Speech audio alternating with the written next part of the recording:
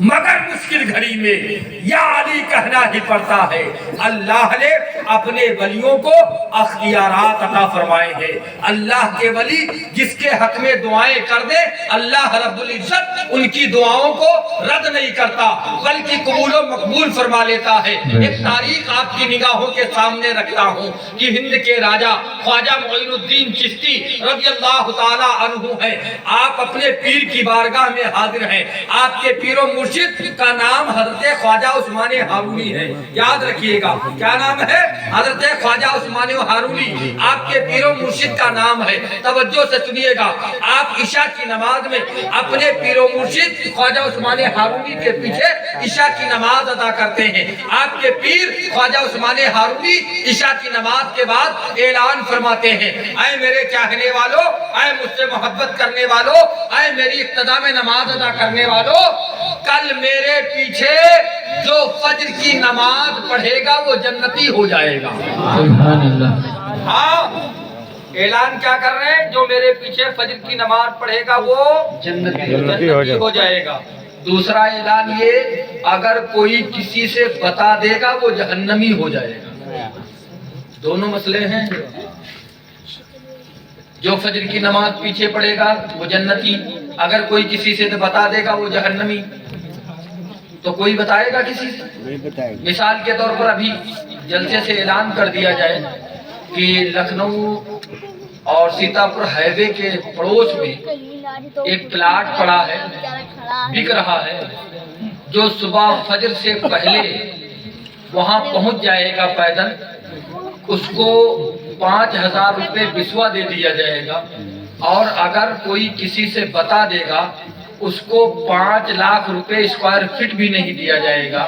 تو ایمانداری سے بتاؤ کوئی بتائے گا؟ نہیں بتائے گا نا۔ یہ زمین کی بات نہیں ہو رہی، جنت کی بات ہو رہی۔ غریب نواز کے پیر نے کیا فرمایا؟ کل اگر میرے پیچھے جو فجر کی نماز پڑھے گا وہ جنتی ہو جائے گا، اگر کوئی کسی سے بتا دے گا وہ جہنمی ہو جائے گا۔ جتنے مرید عشاء کی نماز میں تھے وہ سب جا کر کے اپنے گھر آرام سے سو گئے، لیکن خواجہ معین الدین اجمیری کو نیند نہیں آئی۔ نیند کیسے آتی؟ نام کیا ہے؟ معین الدین، دین کے مددگار ہیں۔ رات میں گئے، پوری بستی کے اندر کنڈی کھٹکھٹا کر کے کہا، اے لوگوں سنو، صبح اٹھنا، میرے پیر خواجہ عثمان ہارونی کے پیچھے فجر کی نماز پڑھ لینا، تم جنتی ہو جاؤ گے۔ پورے محلے میں، پوری بستی میں بتا دیا۔ صبح فجر کی اذان ہوئی، لوگ آنا شروع ہو گئے، مسجد فل ہو گئی، باہر انتظام کیا گیا، خواجہ عثمان ہارونی تشریف لائے، عشاء کی فجر کی نماز پڑھائی۔ جتنے لوگوں نے آپ کی اقتداء میں نماز ادا کی الحمدللہ سب کے سب تاریخ کے مطابق سب کے سب جنتی ہو گئے۔ لیکن خواجہ عثمان ہارونی فرماتے ہیں سب لوگ اپنی جگہ پر بیٹھ جائیں، کوئی جائے گا نہیں۔ سب لوگ بیٹھ گئے۔ جو عشاء میں 5-6 لوگ شریک تھے نماز میں، ان کی طرف مخاطب ہوئے، ایک مرید سے کہا کھڑے ہو جاؤ۔ کھڑے ہوئے، کہا یہ بتاؤ تم نے کسی سے کہا؟ عرض کیا میں نے کسی سے نہیں کہا۔ دوسرے سے کہا تم کھڑے ہو جاؤ۔ تم نے کسی سے کہا؟ کہا میں نے کسی سے نہیں کہا۔ تیسرے سے کہا تم کھڑے ہو جاؤ۔ تم نے کسی سے بتایا؟ کہا معاف کیجئے گا میں نے کسی سے نہیں بتایا۔ جیسے کہا بیٹا معین الدین تم کھڑے ہو جاؤ۔ کھڑے ہوئے، کہا تم نے کسی سے بتایا؟ کہا حضور میں نے تو سب سے بتا دیا، میں نے تو سب سے بتا دیا۔ کہا کیوں؟ کہا آپ نے اعلان فرمایا تھا کل آپ کے پیچھے جو فجر کی نماز پڑھے گا وہ جنتی ہو جائے گا۔ کہا بیٹا میں نے یہ بھی تو کہا تھا اگر کوئی کسی سے بتا دے گا وہ جہنمی ہو جائے گا۔ اے غریب نواز کے چاہنے والوں، اے ہندوستان میں رہنے والوں، غریب نواز کے لائے ہوئے دین پر عمل کرنے والوں، کان کھول کر سنو غریب نواز کا جملہ۔ غریب نواز خواجہ معین الدین چشتی عرض کرتے ہیں اے میرے پیر و مرشد، میں نے اس لیے بتا دیا میں اکیلا معین الدین جہنمی ہو جاؤں تو مجھے فکر نہیں ہے کہیں میرے نبی کی امت نہ جہنم میں چلی جائے، اس لیے میں نے سب سے بتا دیا ہے۔ اتنا سننا تھا کہ ایک شخص پہنچا، کہا اے معین الدین اجمیری آپ نے سب سے بتا دیا، آپ اپنے پیر کے قول کے مطابق معاذ اللہ جہنمی ہو گئے تو خواجہ عثمان ہارونی کی بارگاہ میں خواجہ معین الدین چشتی حاضر ہوتے ہیں، عرض کرتے حضور ایک مسئلہ حل کر دیا جائے۔ کہا وہ مسئلہ کیا ہے؟ کہا مسئلہ یہ ہے، جب میں نے بتایا تھا تو فجر کی نماز سے پہلے بتایا تھا نا، فجر کی نماز میں نے آپ ہی کے پیچھے پڑھی ہے، میں جہنمی کیسے ہو سکتا، میں بھی جنتی ہو گیا۔ اب شاعر کیا کہتا ہے، غریب آتے ہیں در پر تیرے غریب نواز، سارے لوگ محبت سے بولے سبحان اللہ۔ غریب آتے ہیں در پر تیرے غریب نواز، کرو غریب نوازی میرے غریب نواز، تمہاری ذات سے میرا بڑا تعلق ہے کہ میں غریب بڑا تم بڑے غریب نواز،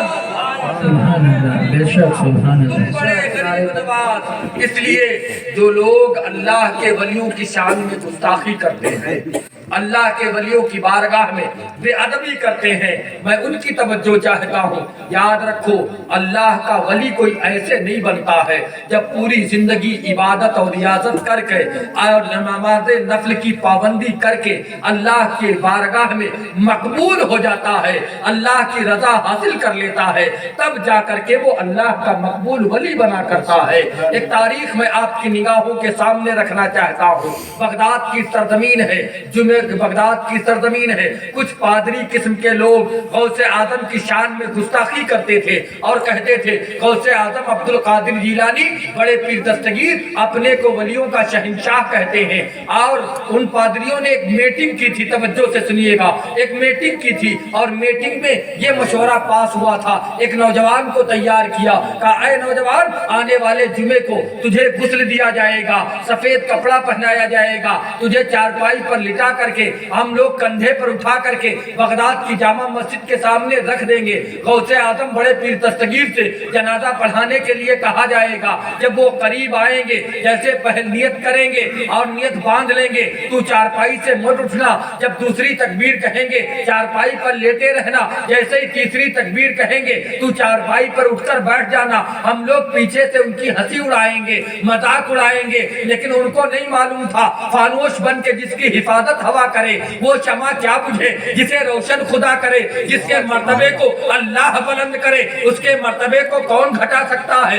آخر کار جب وہ جمعے کا دن آیا اس نوجوان کو نہلایا گیا، سفید کپڑے پہنائے گئے، چارپائی پر لٹایا گیا، کچھ پادری قسم کے لوگ اس کو کندھے پر اٹھاتے ہیں، غوث اعظم کے جامع مسجد کے قریب لے کر آنے لگتے ہیں اور اس نوجوان کا مکار باپ مکاری کے بنا پر آگے آگے روتا چلا جا رہا ہے۔ بغداد کی جامع مسجد کے قریب پہنچا اور چارپائی کو رکھ دیا، ادھر غوث اعظم جمعے کی نماز پڑھا کر کے بغداد کی جامع مسجد سے سیڑھیوں سے نیچے اتر رہے تھے، اس نوجوان کا باپ دوڑتا ہوا غوث اعظم کے قدموں میں گر جاتا ہے، اے عبد القادر جیلانی بڑے پیر دستگیر میرے نوجوان بیٹے کا انتقال ہو گیا ہے، چلیے جنازے کی نماز پڑھا دیجئے۔ غوث اعظم نے فرمایا بغداد کی سرزمین پر بڑے بڑے علماء موجود ہیں، بڑے بڑے پڑھے لکھے لوگ موجود ہیں، کسی سے جا کر کے اپنے بیٹے کی جنازے کی نماز پڑھوا لو۔ اس نے کہا تھا اے غوث اعظم میں نے اپنے دل میں یہ عہد کر لیا ہے میرے گھر میں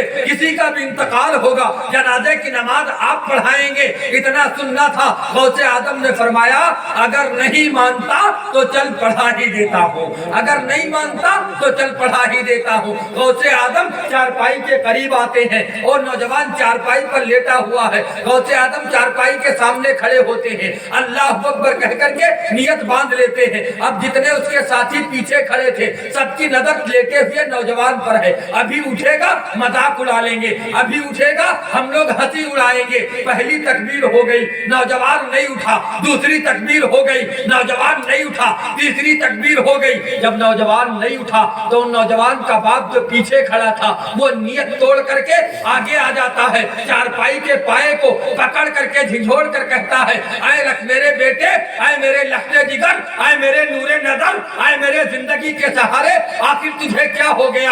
آخر میں نے تجھ سے کہا تھا جب غوث اعظم پہلی تکبیر کہیں گے تو مت اٹھنا، دوسری تکبیر کہیں گے مت اٹھنا، جیسے تیسری تکبیر کہیں گے تو چارپائی پر اٹھ کر بیٹھ جانا، ہم لوگ ان کا مذاق اڑا لیں گے۔ اتنا کہتے ہیں میرے بیٹے میں نے تجھے غسل دیا تھا تب تو زندہ تھا، میں نے کپڑے پہنائے تو زندہ تھا، چارپائی پر لٹایا زندہ تھا، ہم لوگ کندھے پر اٹھائے تو زندہ تھا، بغداد کی جامع مسجد کے سامنے لائے تو تو زندہ تھا، میں غوث اعظم کو بلانے گیا، تو زندہ تھا، اب کیا ہو گیا، کیوں نہیں اٹھ رہا؟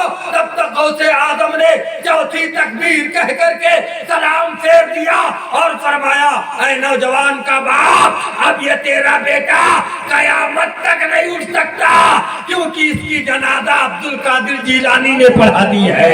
تو غوث اعظم مردوں کو زندہ کرنا جانتا ہے، وہ زندوں کو مردہ بھی کرنا جانتا ہے۔ سبحان اللہ، نعرہ تکبیر، نعرہ رسالت، مسلک اعلی حضرت، فیضان اعلی حضرت، جشن غوث الورا، نعرہ تکبیر، نعرہ رسالت۔